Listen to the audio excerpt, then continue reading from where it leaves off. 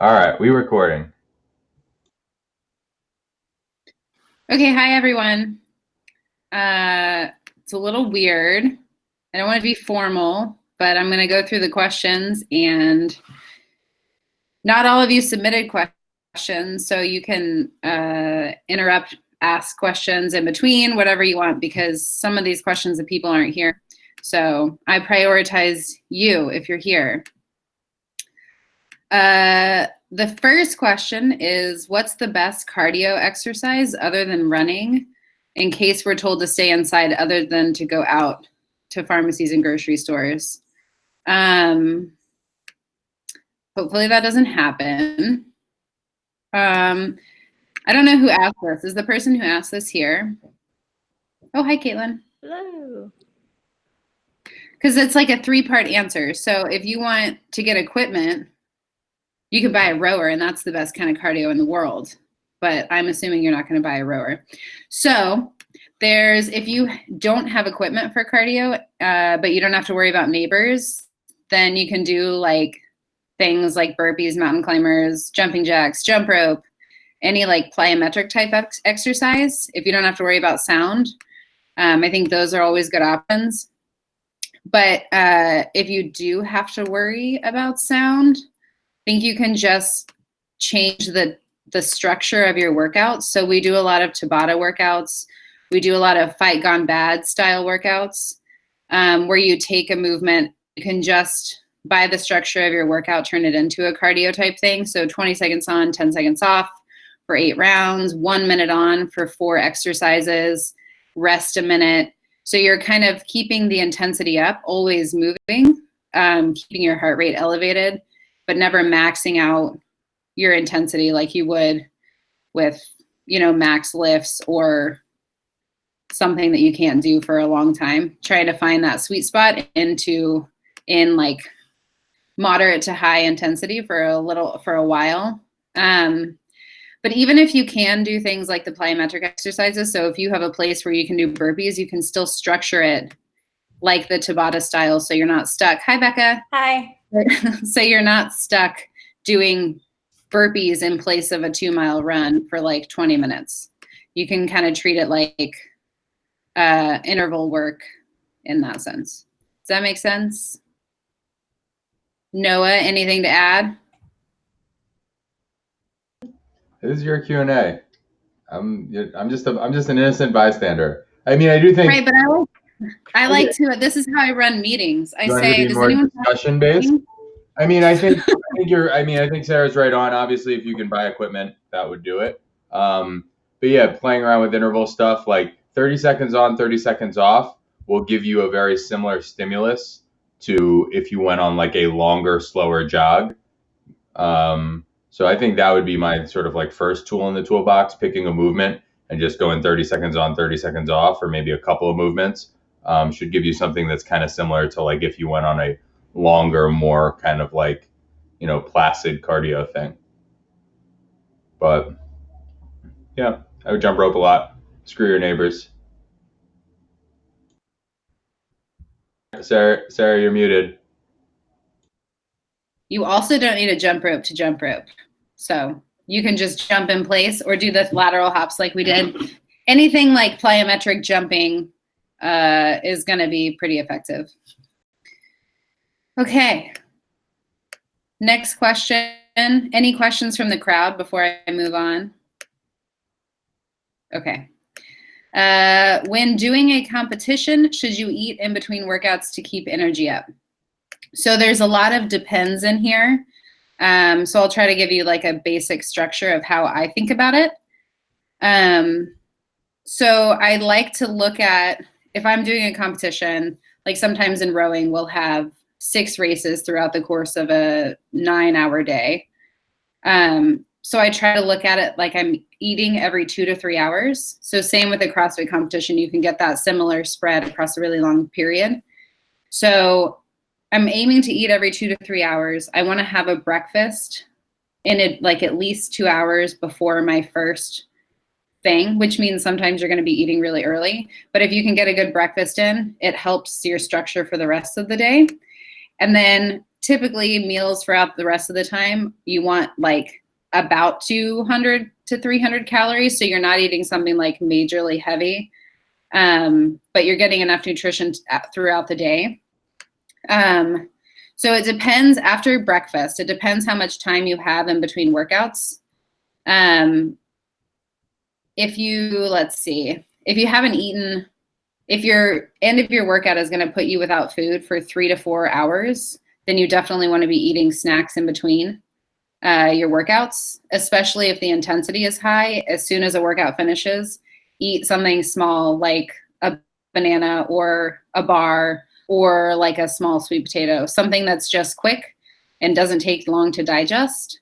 If you have more time, then you can think about larger snacks that are a little more complex, like that have fats and proteins in them, or have more fat and protein in them. So like if you had at Wadapalooza, we had like 3 hours in between a couple workouts. So I added, in addition to sweet potatoes, I was also eating chicken and avocado, trying to get like as close to a real meal as I could, just making it smaller. And then I would also base your own answer on how you feel. Like, I don't like to eat carbs in between workouts. So I change the way that my inner workout meals look. If you know that you like carbs and that is like your best workouts come after you have some sweet potatoes or oatmeal or whatever, then make tailor your meal to that. If you know that you don't feel good when you work out with food in your stomach, then adjust the size of your meals, adjust the timing based on your own preference. But generally, eating every 2 to 3 hours or every 2-ish hours during a competition, starting off with a good breakfast and making sure that everything you're eating is easy to digest. And don't eat new foods. Don't try out some new like yogurt the day of a competition. That was going to be the one thing I was going to add, Sarah, was people, I think a lot of times when they compete, feel the need to like try new stuff, foods, supplements, all sorts of crazy things. If you train a certain way, do what you already know how to do. It's not the time to like try some crazy new pre-workout or to like eat a bunch of dairy if you never do or something like that. Like you're just asking for trouble. Try to make it as close, even if it's smaller, as close to kind of like your normal diet, normal timing as you can. Okay. The next question is, any questions before we move on? Okay. The next question is about push-ups. My favorite thing in the world, if anyone knows, I love push-ups. I like to tell everyone how much I love them too. So the question is about how can I improve my push-ups? What's the best way to tackle this? Can I do elevated push-ups and move to the floor, or is there some more complicated structure? So I don't know if this is a proven method, but I think that the best way to get better at push-ups is to do them all the time. You obviously want to be aware of shoulder health and your chest, like balancing how much work you're making your chest do with your back, making sure you're taking care of that. But I think more exposure is better. The way that we can think about that, I like to go for like 3 to 4 days a week. I do either method 1, like max set of push-ups right when I wake up. That's like a really abrasive way to handle it, but do a max set of push-ups, whatever that is. So if it's 20 elevated push-ups, do that when you wake up, and then do it like 3 or 4 more times throughout the day. And by the end of the day, you've accumulated 80 push-ups. The other way you can do it, I really like this, is doing like an EMOM style, or every 90 seconds. So picking a smaller rep range, maybe if my max is 20, doing like 10 every 90 seconds for 6 to 10 minutes, whichever feels, 6 to 10 rounds. And by the end of that, you've done between 60 and 100. And then beyond just doing push-ups, because again, it's working a pretty narrow group of muscles, so we have to be careful that we're not like destroying ourselves in the process, doing like some crazy challenge like Jordan did. I don't remember what it was. It was like max, I don't know. It was so many push-ups. So the other option is working in different positions. So sometimes the hardest part of push-ups is holding ourselves in that plank over time, because if we can do 30 push-ups, it means that we have to hold ourselves in a plank for over 30 seconds. So building strength in that straight arm position, and then building strength in the bottom of that push-up position, and then anywhere in between. So holds at the top, holds at the bottom, eccentric on the way down, are all ways to build strength without, like, if you don't want to have to do 100 push-ups every other day. Noah? No. Okay.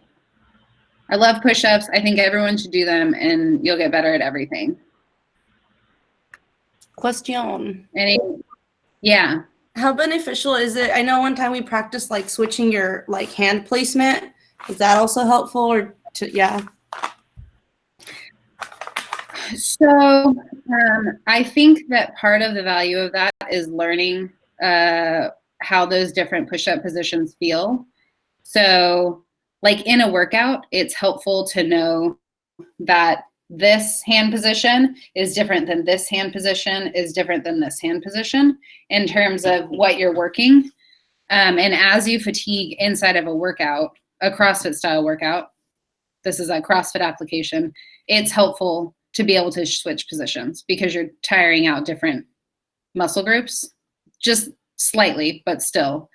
And then in your own training, changing your position is beneficial because you're not kind of favoring one area over the other. So you're getting a balanced approach to your push-ups. You're not doing pecs to the detriment of your triceps or whatever. So I like to change my hand position. Thanks. I have a question on push-ups. Any other questions? Yeah. So I was taught to do push-ups like with my hands like, you know, here, and for you to keep your elbows in and go straight and down. And then I know that some people go out, like especially guys. I see guys go out a lot more. Like, is there a better way, one way that's easier than the other? Or like, is it easier for females to do it more like with the tricep, like kind of push-up thing, or what? Noah will probably have a better answer for this in terms of like actual anatomical movement or like male versus female, whatever. I think that generally the way that I prefer to do push-ups is a little wider than shoulders with my fingers turned out a little bit. I think that touches on the widest range of muscle groups versus like coming here and really relying just on my triceps, or coming out here and putting a lot of strain on my shoulders and kind of getting it out of my pecs. But I don't know, Noah, if you have like actual insight into preference or anything.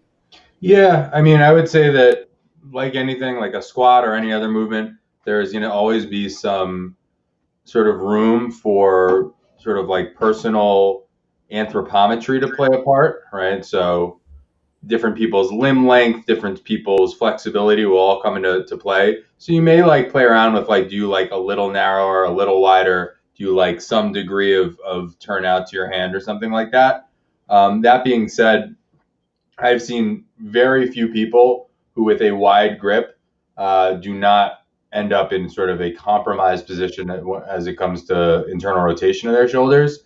I think the biggest thing is you see some people, you know, I've had lots and lots and lots of members and clients and things like that who've come in and have done their push-ups really wide, and then you switch them, you say, hey, you should try it narrower, and they say it's harder. And the reason it's harder is because they haven't done them that way. So I think a lot of the time it's, you know, the easiest push-up is the one that you've been doing. That doesn't necessarily mean it's the best. That doesn't necessarily mean it will be the easiest after you train another one up. But push-ups tend to be one of those things that most people come in at least having done, some in their life, some people having done a lot of them. So that kind of muscle memory, or that sort of like kind of positional strength, or, mobility in that position bears in mind. I think for 99.9% of people, shoulder width with slight, like, degree in or out is going to be, where you are both strongest and safest. Cool. Thank you. Yeah, and last thing, it's helpful when you're doing those EMOMs or multiple sets throughout the day, you can switch and kind of play around with that. So you both increase the like longevity of your ability to do them that day, and also learn which positions you're weakest in and strongest in. Okay, the next question is fun for me, and I should set a timer so that I don't keep going for too long. I'll try not to talk for that long. The question is, what is a good way to cook vegetables that makes them bearable? We have a picky eater in our house. Yes, it's an adult. So I don't know who said this, and it's a little bit challenging for me to answer without knowing like what kind of vegetables we're talking about. So I made a long sheet of information. So does anyone hearing that question like also relate or have vegetables that they wish they knew how to cook better, or they wish that they liked better? You want to tell me, Audrey? You can mouth it. Like broccoli. I put it in a lot of meals, but I tried roasting them once and it didn't go well. Okay. Anyone else? Ways to make root vegetables other than just roasting them all together or putting them in a soup. Okay. Like, I feel like I find one way to do a certain vegetable, and then unless it's like a part of a bigger recipe, if I'm just doing that vegetable, I end up doing the same thing over and over and over and over again. Okay. Andy, did you unmute yourself? Yeah, I was just trying to figure out how to do it. But I just put olive oil and roast everything, and it's gotten really, it's really turned things around for me. Or saute. Okay. And what temperature do you roast them at? 400 for 30 minutes. Check them at 20 if it's something like really thin broccoli. And how much oil do you Camp 350. Camp 350 for all vegetables. All right. Well, that's why Rio doesn't like vegetables. So I use like 2 glugs of olive oil, and then I toss them. So probably more olive oil than you should use, but you have to watch those cooking shows. They use twice as much fat and 8 times as much salt as you would ever think to put on anything. Yeah. Okay. So I'm going to go through, Andy hit on a few of them. I'm going to go through some general principles of making vegetables not gross. And then if you have specific questions, we could talk about that too. So I'll tell a quick anecdote first. When I first was diagnosed as a celiac, I lived in New York and ate my first Brussels sprout. I didn't even know what it was. And I put it in the oven for like 15 minutes and then tried to eat it. And it was obviously disgusting. And then my roommate was like, hey, that's not how you cook Brussels sprouts, and taught me the most important lesson of my life, which is vegetables should all be cooked or roasted at like 400 degrees for like 30 minutes at least. Andy. So when we're starting with vegetables, I like you have to factor in the kind of vegetable that you're cooking and the size that you cut it. So some people make the mistake of like putting asparagus onto the same pan as sweet potatoes, and their sweet potato pieces are like this big and their asparagus is like, couple inches, and they try to cook them all together, even though they have different cook times. So pay attention to that. Don't crowd your pan. So if you're roasting vegetables, if you're cooking, if you're sauteing them, whatever you're doing, leave some space in the pan. Vegetables release water. So if you don't, they will steam and boil themselves and they'll taste gross. They won't have a good texture. They won't be quite as caramelized and brown as you might like. Let's see. season early, and I like to say season the shit out of them. So at the end of cook time, it's too late to season your vegetables. My husband's right there. Hey. So season them early and season them a lot. Always add more salt than you think. Vegetables really benefit from salt. They're pretty flavorful on their own. We have to use salt to enhance that flavor. We want to oil them. So sometimes when we roast them or cook them, we haven't added enough fat. You want to not add too much that they become greasy, because again, they release water. So they will help moisten the pan anyway. So you just need a little bit of fat to coat them anyway. And then finally, the longest finally is when you're thinking about vegetables, let them shine, but, and Hillary's going to laugh because we were just talking about this. I don't know if y'all have seen the documentary Salt, Fat, Acid, Heat. Those are the four, moisten. Those are the four key things to making food taste better. And you can really play around with those with vegetables to make them taste better, and to make them more appealing. So if you're taking broccoli, first, salt it. Second, add acid. And acid can be like citrus. It can be lemon. It can be vinegar. It can be like a cheap red wine that you've cooked down. You can make a pickled red onion. You can just add acid in some way to the dish to sharpen up that flavor. Also add fat. So just because it's vegetables doesn't mean you can't add fat to it. I like to add cheese to things, a lot of butter, like roasted nut oils after something has been cooked. You can add for that extra nutty flavor. Vegetables need fat because fat makes things taste better and rounds out the flavor in your mouth. So don't just eat dried vegetables. Salt. Salt is obviously one form of it. Steven he eats vegetables every morning with breakfast, and he adds fish sauce and soy sauce. So those are different forms of salt that add a depth of flavor that you don't get with vegetables. They really make it savory. Play around with that. And then I like heat, obviously. You can add something spicy. How was that, Andy? That was crazy, Andy. Hi, Sam. Hi, Sam. So then you can add heat to it. Andy, I got to get you off the screen. Andy's in the Blair Witch Project. Yeah. So again, making sure we've prepped our food properly by cutting it the right size, oiling it just enough, seasoning it just enough. And then during the cooking process, thinking about those four things, salt, fat, acid, and heat, to bring out their flavor will give you a lot of variety. You can like take broccoli and make it like 8 different things by changing the type of acid you add to it, by changing the type of fat you add to it. Even like an egg yolk, in my opinion, counts as adding fat to vegetables because it sort of makes its own sauce, it coats it. And if you add that with a little bit of soy sauce or something, you really get a different thing than if you're eating broccoli with cheese and like a pickled red onion on it.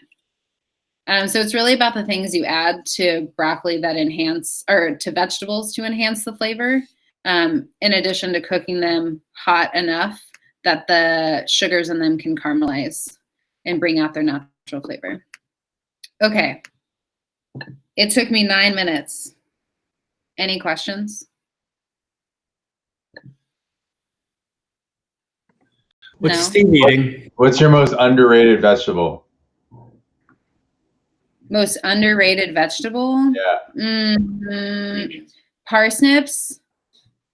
Steven says green beans. Roasted green beans. Cauliflower. Cauliflower. Though. Well, now everyone likes cauliflower pizza, but no one like eats cauliflower. Steam it. Cauliflower needs cauliflower. all the help it can get.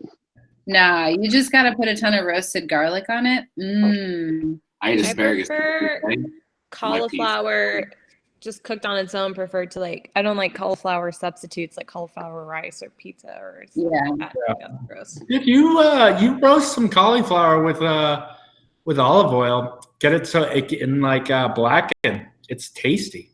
Yeah. If you aren't like browning the shit out of your vegetables, then you're not really experiencing their full flavor profile. Especially the how do you say them? Cruciferous. Cruciferous. Andy, you should know that. That should be right in I your always want wheelhouse. to say cruciferous. You cruciferbalist. Okay. Any specific vegetables or things that y'all want to know how to cook? Can you make us like a vegetable cheat sheet? Vegetable cooking cheat sheet? Yeah. That was like That a lot sounds of information you threw at us Yeah. there. Lots of good things. I know. I pulled it all because I had my stuff for the cooking workshop. So I pulled some of this from that. So I can just throw it in. Becca, anything to add? No, she's like, don't bring attention to me. Okay. Anyone have any questions they want to add before I move on to the next submitted one? Okay. Next question is, what are some good protein-rich alternatives to meat and eggs? So I have to admit for this one, I just Googled this. As a celiac, I would be like shit out of luck if I couldn't eat meat and eggs. I was like a vegan when I found out I was a celiac. So here's my Googled list. Seitan, which is just gluten. So I can't eat that. Lentils, quinoa, or lentils, like any legumes, lentils, chickpeas, other legumes. Certain grains like quinoa, buckwheat, and amaranth, which are gluten-free, actually. I don't know if the person who asked this can't have dairy, but protein powder, like in a pinch.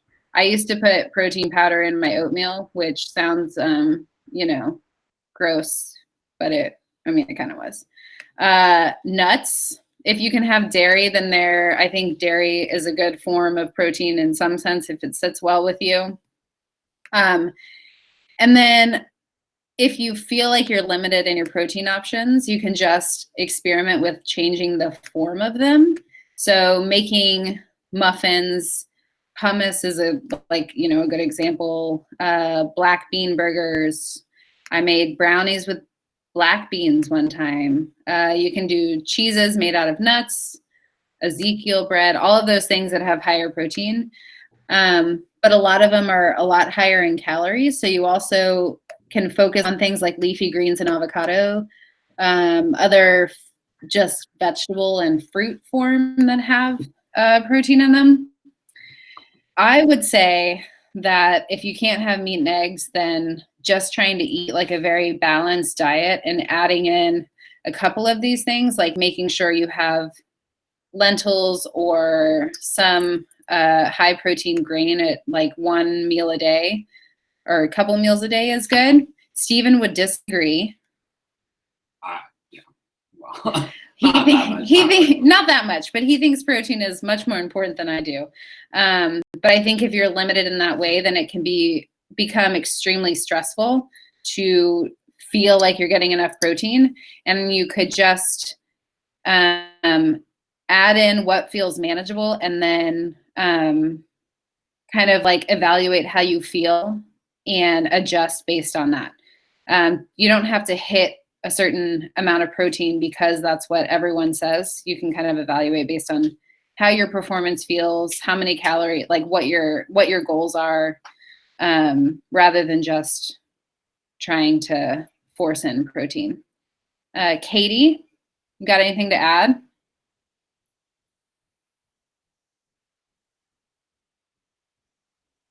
Maybe she's not there.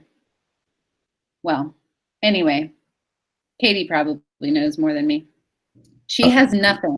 It might be this might be a good one to revisit if we get Coach Robin on to do something. Excuse Yeah, me. Robin Didn't say coming that. by. Yeah, Robin probably has Did you, some ideas Did you there. talk about beans much?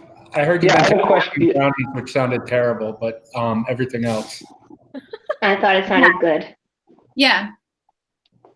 Beans, legumes, whatever. Yeah, I had a question about the rice and beans combo because Yeah.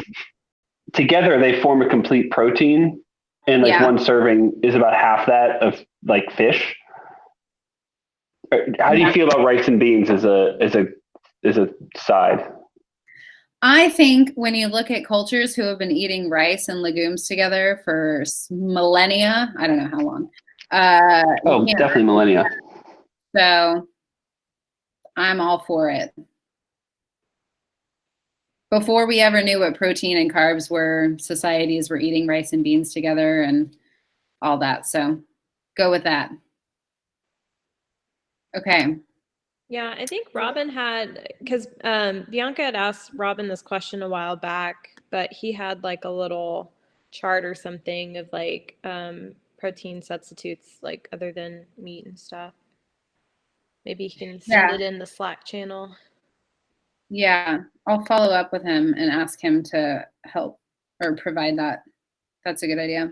I was trying to think of someone else at the gym who is, Alan. Alan would probably have some ideas. Alan's answer is just start eating meat. I'm just kidding. Okay. There's a number of other vegetarians and vegans at the gym, though. I know Misha's a vegan. Off the top of my head, I think Amanda. So there's a number of people who you could probably ping and ask for some advice. Yeah. I'm vegetarian. I eat a bunch of beans and rice, a lot of chickpeas, a lot of black beans. Audrey, you're vegetarian? Mm-hmm. I didn't know that. Yeah. Yeah. So I think like the simplest advice when it comes to that is best, like rice and beans. And you can like you can play around with some of the processed foods or the foods that are made to look like meat or look like cheeses and whatever, but it can be pretty simple. And it looks a lot like eating a well-balanced meal that includes meat and eggs anyway. Getting a lot of vegetables, getting fruit, getting colors in your diet, all of that. And then you can worry about supplements like protein powder and stuff. Okay, next question. How do you motivate yourself when you're working out alone? I'm used to working out with other people as a gauge for pacing and that competitive drive. I'm struggling working out without other people. Raise your hand if you agree. Okay, so I'm like notorious for working out alone and not having a problem, but I'm even finding this challenging. So I've been thinking a lot about this anyway. So I have what I hope will be helpful. And then I think it would be helpful also at the end if everyone maybe shared if they have something that's been helpful for them too. So I like to preface it, and this is how I like went into quarantine for myself, was reminding myself that it would, or telling myself that it would not be the same as working out in a class, that I would have to kind of shift my expectations for workouts, meaning I'm not going to get that like gasping, racing to the door, falling on the ground, trying to beat someone intensity like I might normally have. And that's okay because that's not the only measure of a good workout. I can kind of shift my focus from there. So we have to be a little bit easier on ourselves when we feel like we're not getting that intensity that we want. These are extraordinary circumstances and we are just kind of doing our best. Like today, I worked out for 30 minutes. That was just like, I'm just moving and I'm never going to hit that red line and that's fine. So that's my preface. But there are plenty of ways that you can build intensity into the workout. And a lot of it is like finding fun ways to take external or like create external motivation for yourself in place of those people. So I'm just going to run through a few that I've used and then we can share at the end. So Beyond the Whiteboard is a pretty simple one. They have, if you click into a workout, they have a results thing. I don't know. It depends on how many logs there are for that workout, but they give you the women's and the men's average. So sometimes it's as simple as like seeing how long a workout should take, and just setting that as an arbitrary goal for yourself. Like, I'm going to beat this average time. And it has nothing to do with you or your performance, but just having a time. It's sort of like putting a time cap on yourself that creates an external motivator. So that's one way. The other way is creating that goal time for yourself. So looking at a workout, and most of you have been doing CrossFit for long enough that you have an idea of, you can look at a workout and kind of say like, okay, I know that a 400-meter run takes me this long, 20 front squats will probably take me this long. And you can kind of work that into creating a goal time for yourself. And sometimes you may be way off, but even having a goal before you start, rather than just going into it blindly, will help you hold yourself accountable and help you push yourself throughout the whole thing. Because you get halfway through and you look at the clock and you say like, okay, I'm like halfway to my goal time, I better keep going, rather than just looking at the time and having it mean nothing to you. The other way is just coming up with a different goal for a workout. So if you have a watch, you can do it based on heart rate or the zone that you're aiming for, you know, or you can just use like your breathing. You know, I want to be able to like talk through this workout. I want to be able to sing through this workout. Or if you're going, you're not going to sing, but if you had to, you could sing because it's a low intensity workout. Or if it's a high intensity workout and you want to make sure you're hitting that, you want to maybe check in the middle of the workout, like, is it hard for me to say a full sentence right now? Can I get out 3 words? And using that sort of breathing thing as your benchmark for how hard you're working. If you don't have heart rate available. You can also do it as kind of self-evaluating your effort. So at the end of the workout, like, I want this to have been 80% effort. And that's a little bit different than setting a time goal for yourself. It's more of an effort goal, rather than letting yourself off the hook. And some days you do just have to show up. That's what I did today. I was like, I'm just going to show up for this workout. I'm not setting an effort intention here. My intention is just to complete it. But sometimes having that, like, I want to know that at the end of this that I gave 90% is a really good motivator for yourself. You can also make it quality based. Again, intensity is not the only thing we're chasing. If you want to pick, sometimes I'll pick a part of a workout and say like, okay, I want these front squats to be perfect. I don't really care about how my run goes. I don't really care about how my burpees go. I want my front squats to be perfect. And that kind of helps keep you accountable through the rest of, for the whole workout.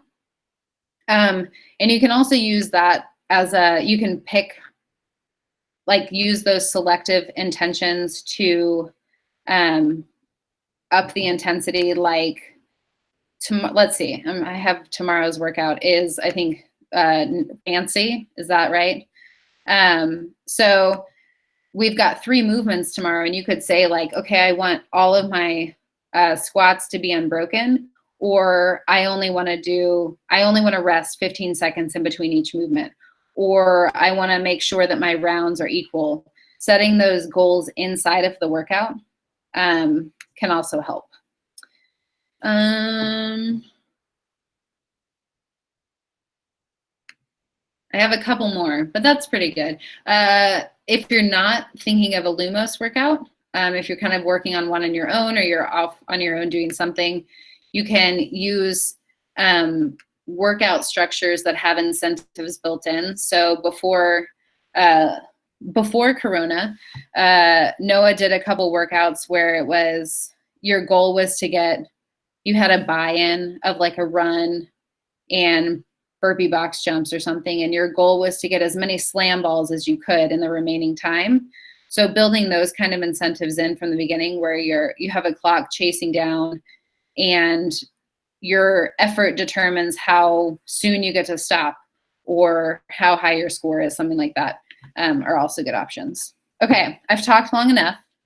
Anyone want to share their own methods or their own things they've come up with during this time? Just piggybacking on what you were saying, Sarah, my favorite, like one of my favorite formats is just every minute, or AMRAP something, AMRAP one movement, like AMRAP dumbbell snatches, and every minute on the minute, 3 burpees or 5 burpees or something like that, where it makes you want to finish. The longer if you cruise, it just means that you will end up doing more work and you'll be more tired. So it sort of like makes you have to sprint. And then the other thing that I've been just kind of play around with, or what I do anytime where I'm somewhere weird and I don't have equipment and things like that, is just sort of embrace the weirdness of it. So like if you have some sort of janky piece of equipment, or your pull-up bar is funny, or like your 400-meter run is like up a hill and down a trail and this and that or whatever, just kind of like leaning into the like weirdness of it and the fun of it, and not worrying, it's not going to be the same, Helen or Nancy or whatever workout you would do if you did it at the gym or something like that. It's going to be the version that you do, in a hotel, or, stuck in your room, or whatever that is. So I think just kind of like starting from there is a good way to not get frustrated by it.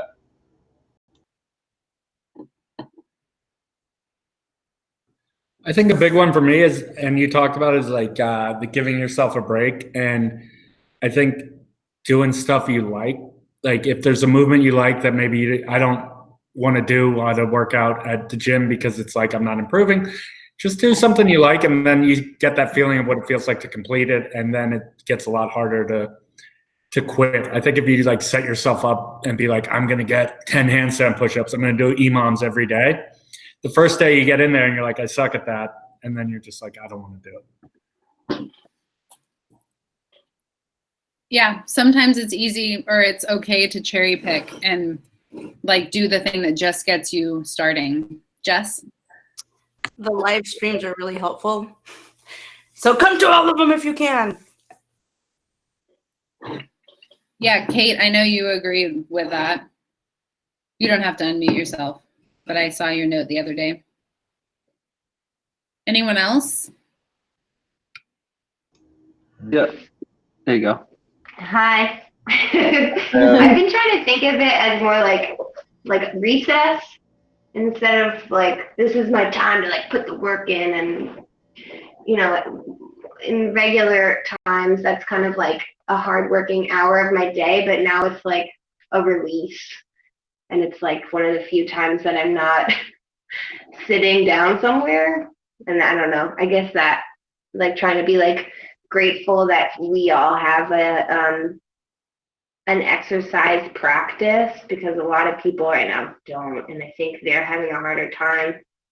So just keep like being grateful and thinking of it as like playtime, instead of just like it being the time for you to make it to the CrossFit Games. Yeah, which is like totally different than how we usually show up to the gym. So yeah, it does take like an expectation shift. So that's good. Hillary? Yeah, I was going to say, I mean, this may sound sort of silly, but this is something that I actually do, is I pretend that I'm Tia Claire Toomey, or I pretend that she's watching me. Like, I promise, like, it's something that like puts me in like this badass like fun zone. I do. Noah's dying. But it actually helps me. It's sort of the opposite of what Sam said. I was gonna say that to burn you, and you said it yourself. I think it's awesome. Like when I'm on a run and I'm like, this sucks, I either pretend like, no, I'm Tia Claire Toomey and I'm gonna win the fucking CrossFit Games, or she's watching me and I want her to think I'm doing well. It actually like helps. It's kind of fun. But anyway, that's just me. And I think the way that I would interpret that is like you are motivated by yourself, but it helps to like put it into someone else, like the form of Tia Claire Toomey, because it feels like more intense and more whatever that way. So that's just the same. Yeah, like you're setting some goal for yourself and turning it into this external thing that holds you accountable to it. And I think, whatever version that is, whether Noah thinks it's laughable or not, it's awesome. I do like similar tricks where I basically invent like an external motivator in my mind in the middle of a workout. And it's different all the time, but very, very similar. Like it's not Tia Claire Toomey, but it might just be like I was running today. I was just like thinking about like my high school self and like my high school coach. Like that was part of it. But like him yelling at me helped me run faster today. And it's different every time. Sometimes it's, I don't know, doesn't matter. But it's some type of like just external thing in my mind that I just like pop up to take my mind to some place to try to bring intensity. Yeah, it's just like using your imagination, basically, is what it boils down to, I think. It just makes it more fun for me. I think during this time for me, like seeing everybody else post about themselves working out has really motivated me to get it done. So I know it may seem like kind of vain or like, does it really happen if you don't post about it? Like, silly stuff. But honestly, like when I see, somebody else that maybe I compared myself in the gym with or tried to kind of like compete with in the gym, like internally, when I see them getting after the WOD of the day, I'm kind of like, oh yeah, shoot, I should do that too. I think I did that Nancy workout that we did, or Kelly's house. No way I would have finished it if I hadn't been like, I'm not putting a time of 40 minutes into beyond. I think that's very true, Kate. I mean, like I have, like Kyle and I, because we work out a lot at the same time in the gym and we're pretty close. We'll text each other before workouts or after, like at some point in the day, asking about times that we got or whatever. And I like, if I wasn't even thinking about it yet, and then he said that he did it or is going to do it, then that really does get me excited to do the workout and makes me push. Cause I know at some point I'm gonna have to check in with him and I'm gonna be held accountable. Yeah. Becca's been texting me and getting me to get on the 6 p.m. live stream with her, so that's been helpful. So maybe like having an accountability partner too would be helpful, like just and ask someone that will push you, not someone that will like give you a pass or whatever, that will be like, no, you need to work out, like just get it done or whatever. Does Becca give you tough love like that? Becca, the whip comes down? She's like, Caitlin, get your ass to the fucking gym, Kate. Yes, I can't attack. Oh, Becca. If any of yourself to the gym. If any of you want me to record myself yelling at you, just let me know. I'm happy to do that. Yes, please. Sounds terrible. I'm curious where everyone's been working out at home, like inside or outside or. Yeah. I actually, Steven and I drive across the street to the like shared, the other apartment complex, and we work out like in the middle of the parking lot. Mm-hmm.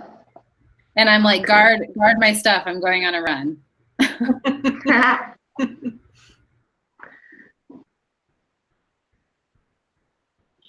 That's it. That's all you're getting. Nobody else wants Nobody to share. else wants to tell me. I live outside of my apartment complex's parking lot, so my car would be right next to the parking space that was empty, and I put my yoga mat out, and then that's where I did Kelly's house. Cool. And then sometimes on my patio, but it's really small.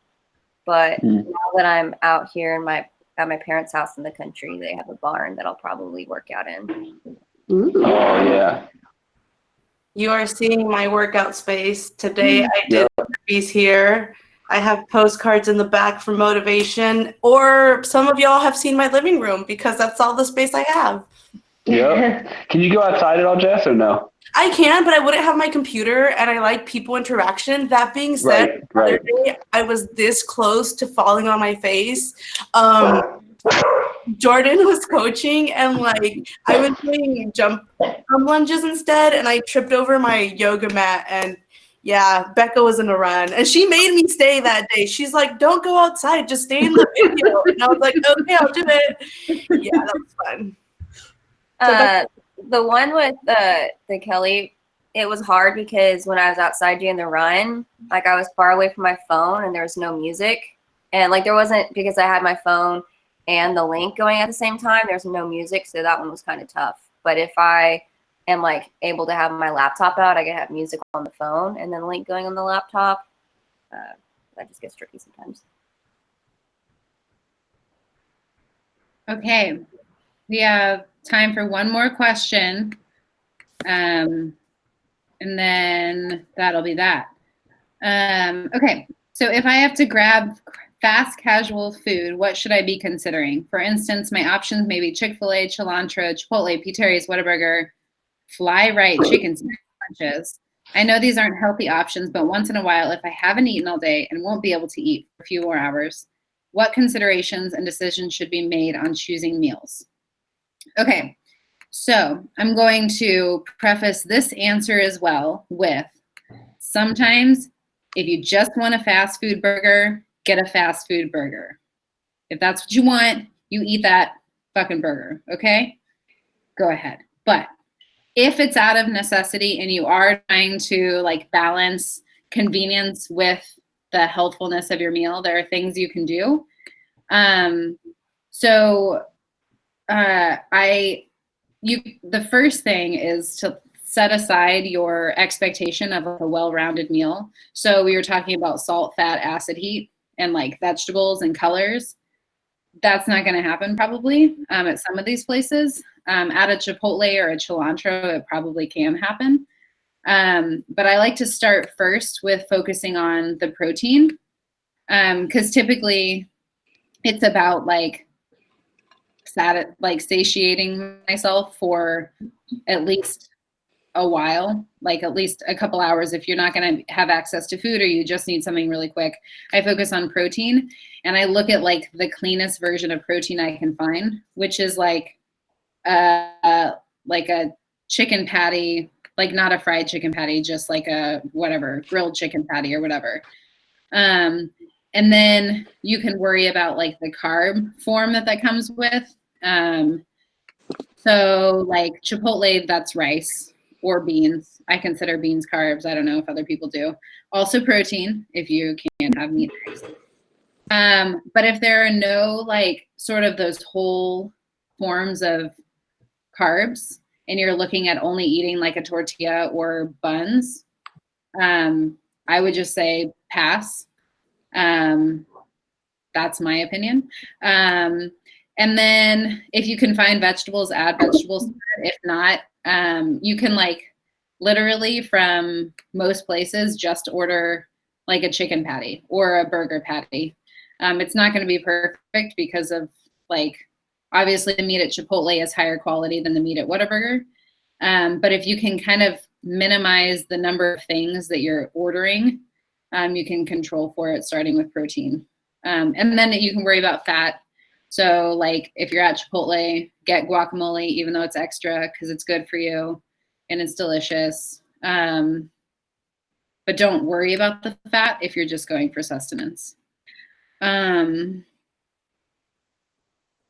Yeah, I think that's it. You can go to Chipotle and order like just a side of meat. You can go to Chick-fil-A and order just a chicken patty, those sorts of things. And then from there, you can just add on to that in layers, protein, fat, carbs, vegetable. Yeah, Ria. If that ends up having to be one of your meal choices for the day, then do you just, I mean, I guess I'm like kind of like half answering it, but I would think that I would just try to reprioritize the rest of my meals that day to accommodate for like that crappy one. So then I'm going to try to overcompensate later in the day. Say, okay, I need more greens here, or I need more colors in my food, as opposed because that was like a lost meal. Yeah, and I mean, but you can also think about like not think about your nutrition in like daily increments, but think about it in like a week or something. So if you have a meal that just kind of goes out the window one day for whatever, you're busy or whatever, then I don't know. But then you can, just think about it in the balance of your whole week. And maybe it means that nothing has to change. I didn't see what Katie said. Let me open my chat.